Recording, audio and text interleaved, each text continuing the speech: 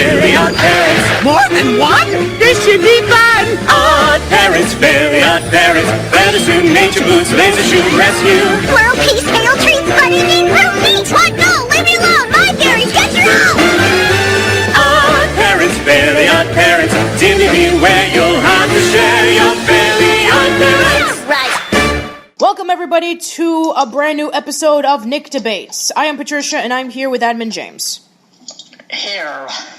So today we're going to be discussing about a topic that we brought up about 2 years ago, and that is about additional characters. Do they help or do they hinder a TV show?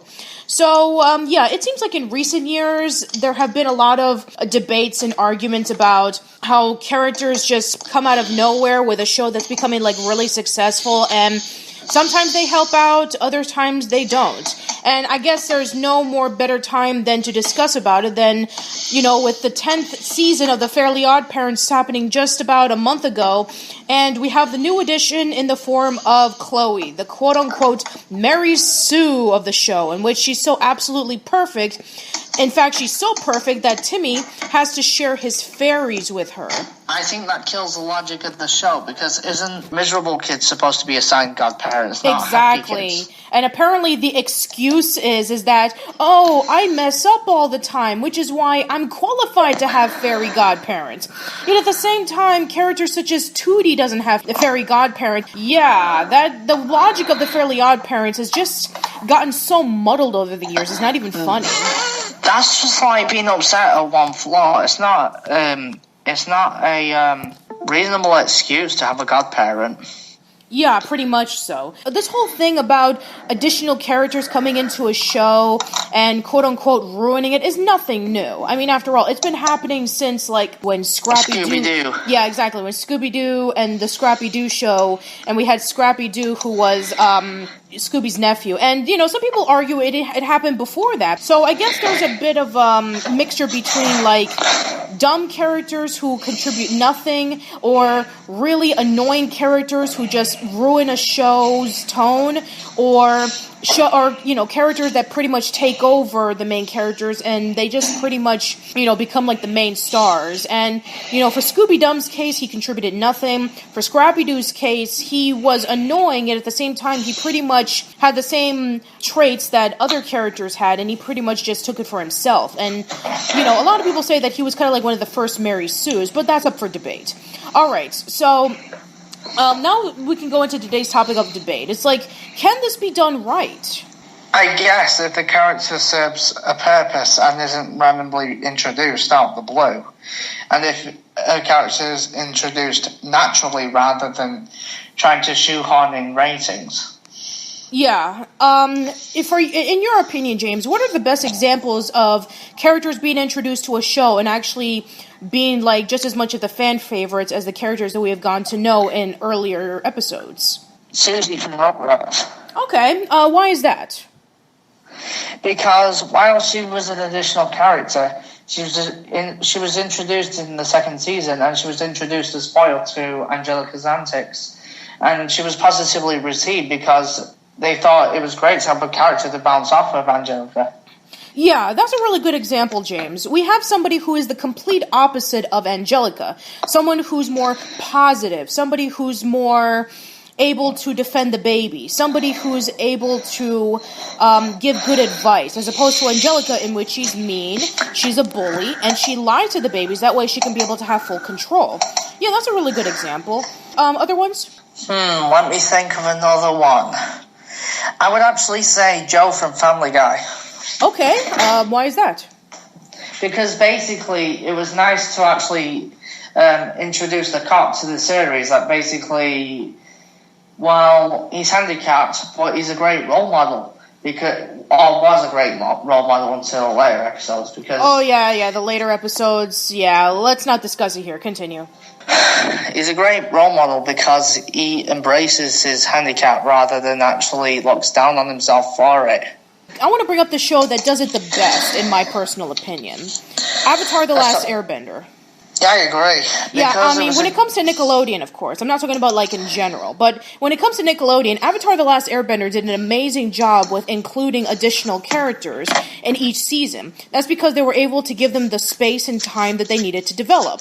Like, in the second season alone, we were introduced to Azula, Ty Lee, May, and then in the third season, we were introduced to Fire Lord Ozai, and, just a whole bunch of characters, and in every single episode, we were introduced to somebody new. And even though, some of them were one-offs, or some of them would be playing bigger roles in later episodes, they were able to have the writing very done well. That way, they can be able to have their time to shine.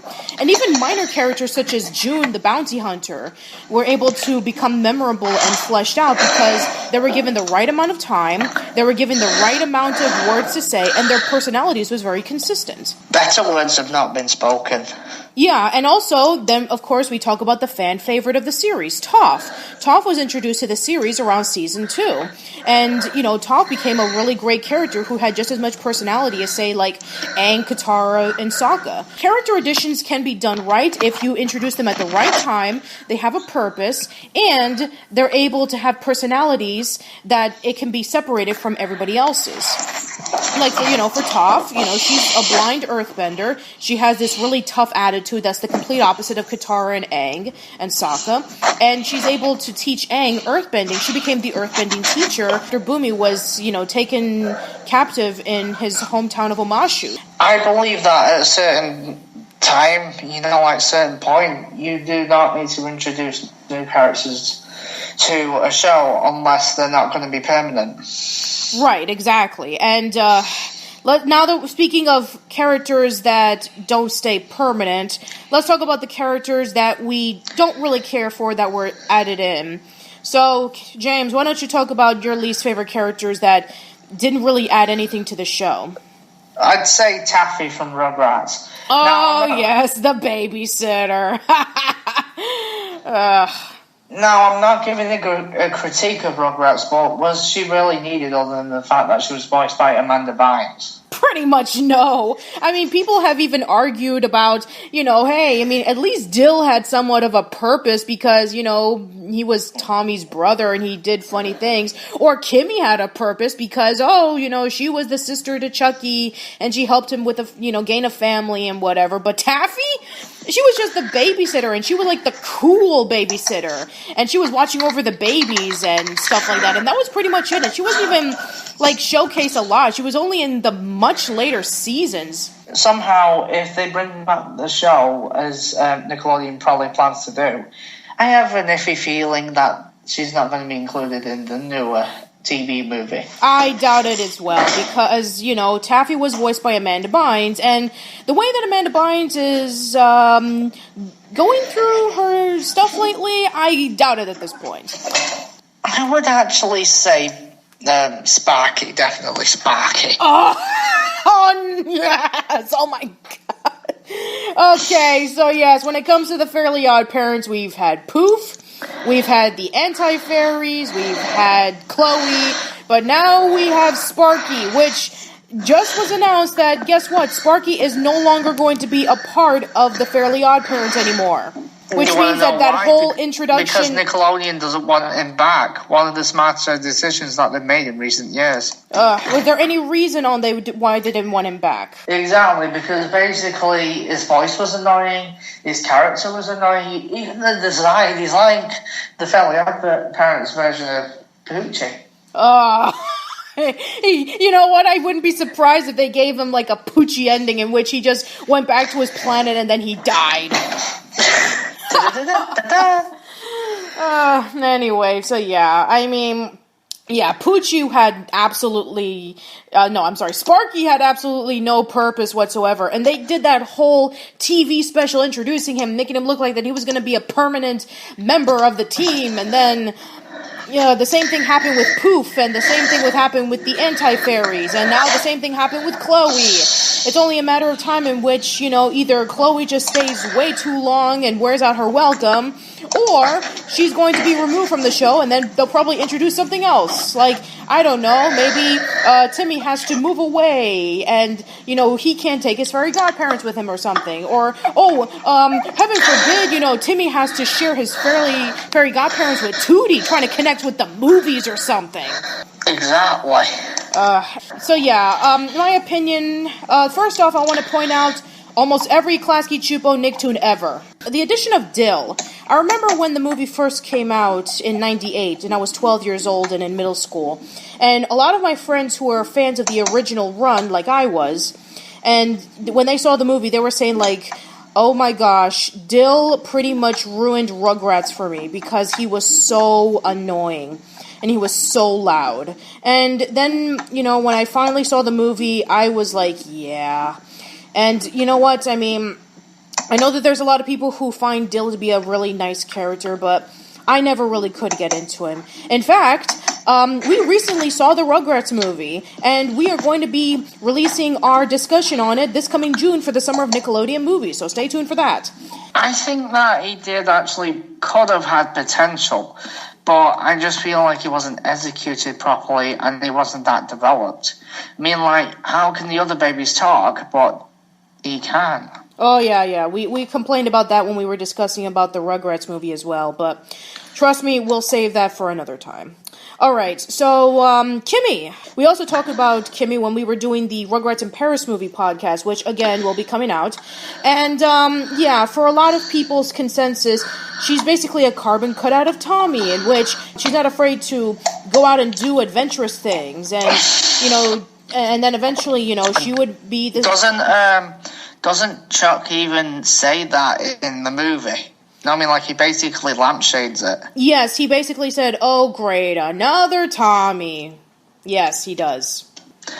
One thing I've noticed that in the later episodes of Rugrats, I think they actually tend to lampshade their own faults.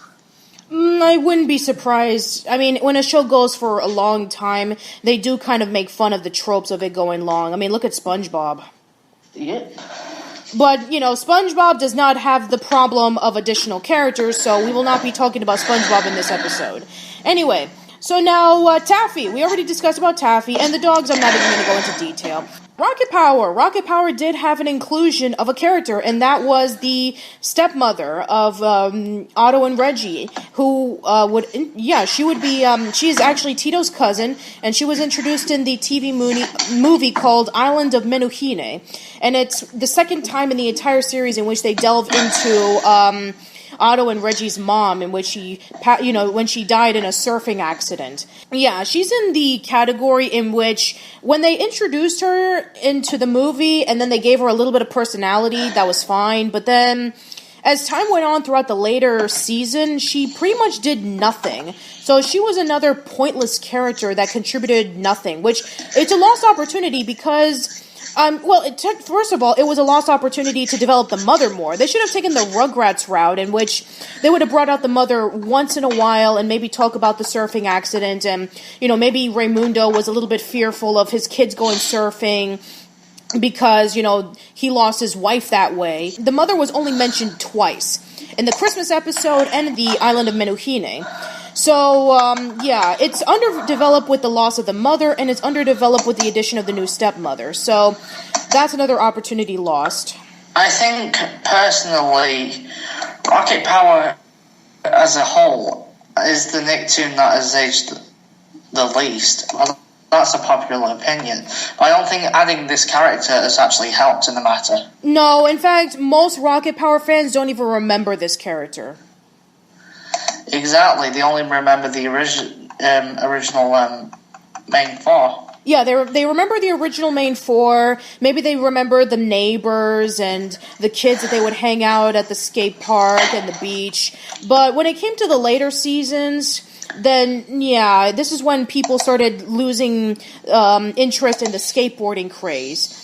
I mean, this was kind of like around the late 2000s, in which the Tony Hawk series was at, the last bits of good games, like American Wasteland, right before Project 8 was released, and then people just pretty much stopped caring.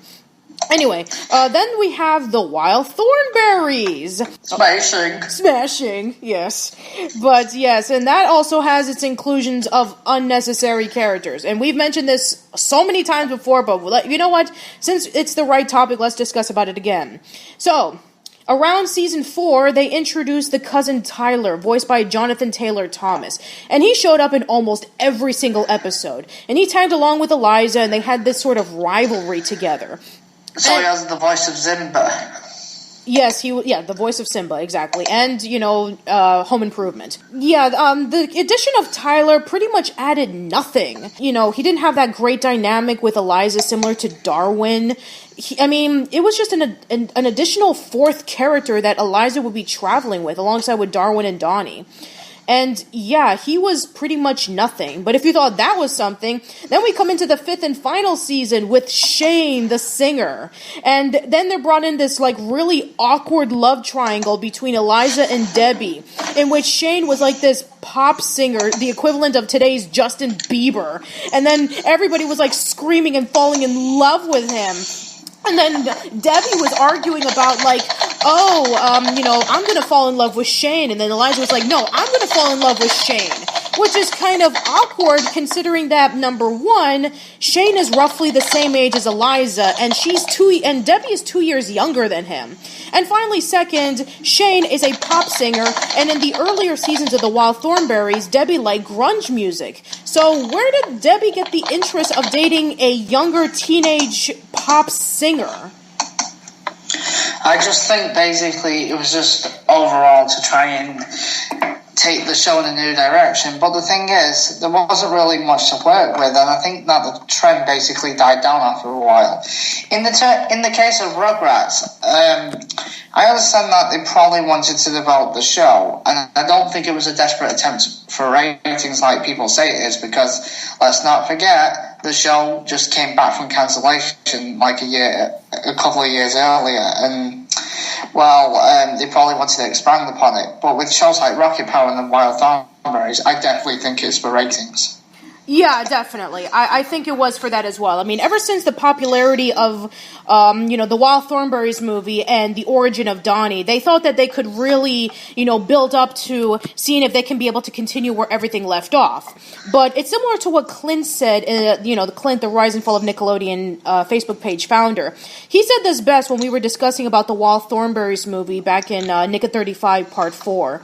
He was saying, it seemed like as soon as, they did the Wild Thornberrys movie and the Origin of Donnie movie, it seemed like they just ran out of ideas. And you know what?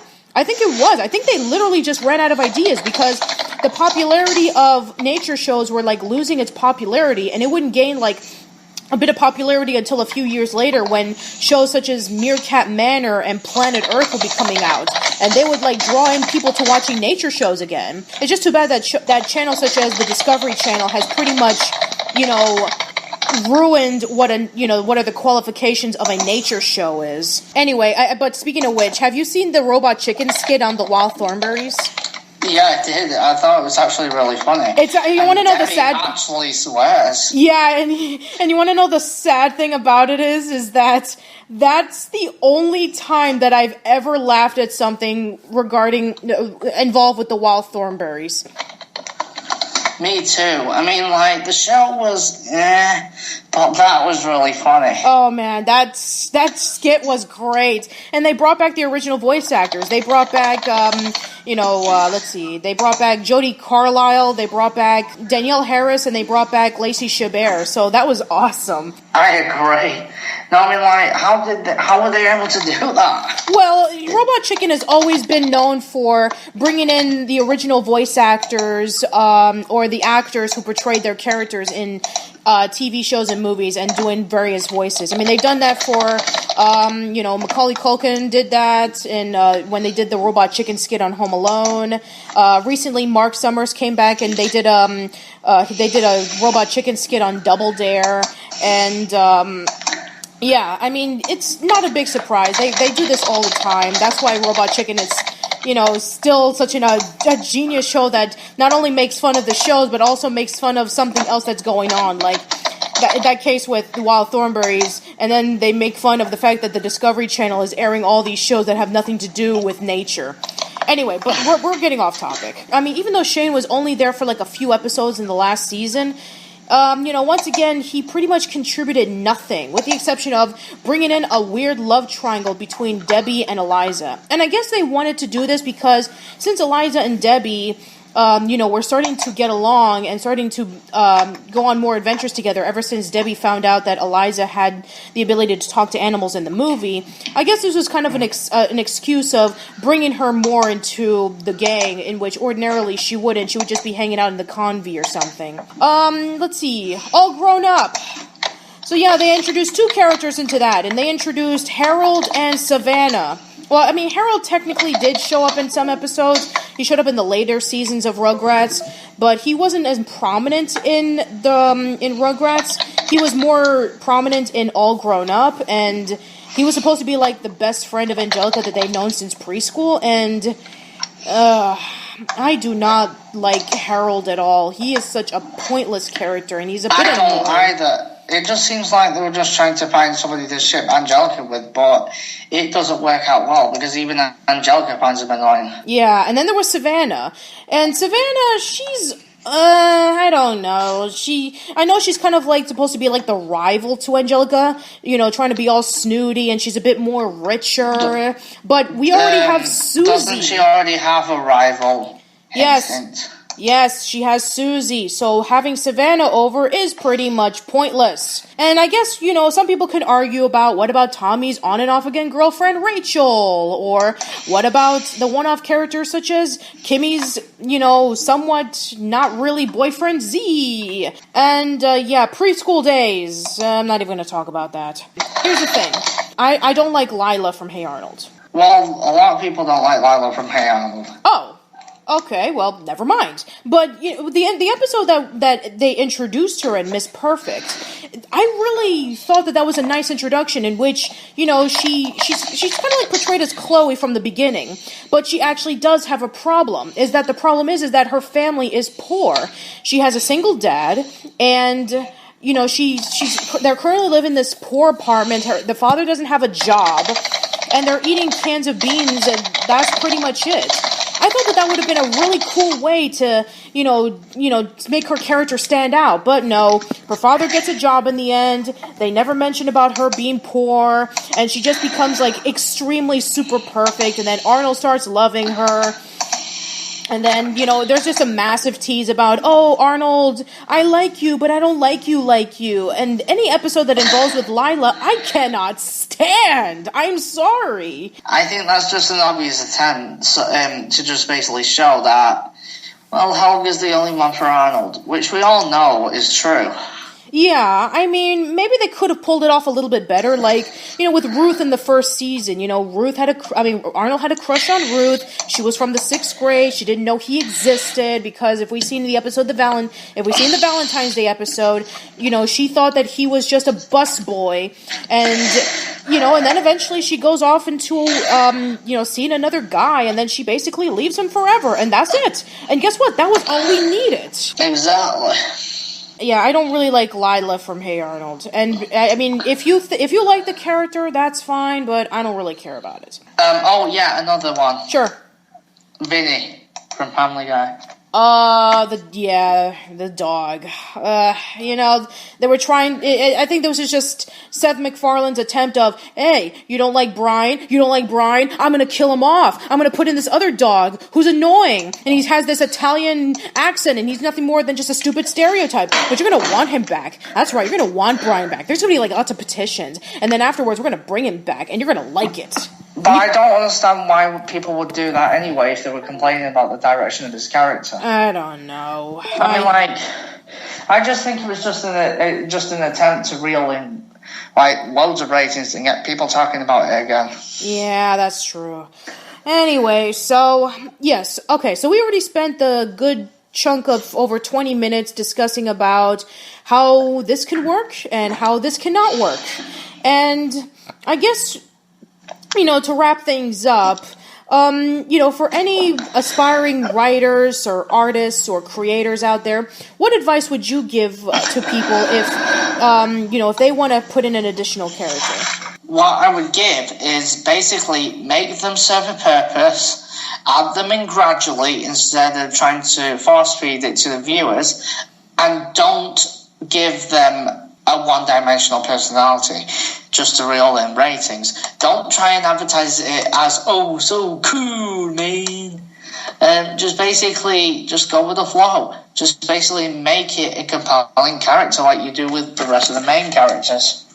Yeah, and I couldn't agree more. And also, and here's another thing that I want to add in. If you are going to add in an additional character, and if you did it all right, if you added them at the right time, if you gave them a standout personality, if you're able to give them traits that are not the same as everybody else's, here's another piece of advice that I want to give. Make them show up like little bits at a time. Don't show them in every single episode, or maybe not showcase them as much in every single episode. If you want them to be in the background in every episode, that's fine, but you want to be able to, you have to learn about these characters gradually, maybe like a backstory, or maybe about, subtle things like maybe a little quirk that they have, like, this person twitches their noses, or this person eats this way, or this person walks this way, or this person likes this type of clothes or something. And then, we give them like a backstory that people can relate to, that actually makes a lot of sense to their characters because we were able to know them at this point.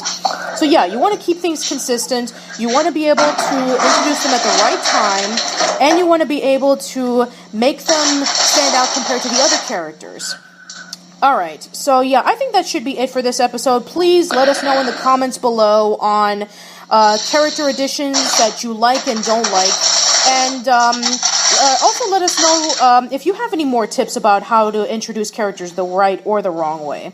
Alright, so that should be it for this episode. We hope to see you around, so take care.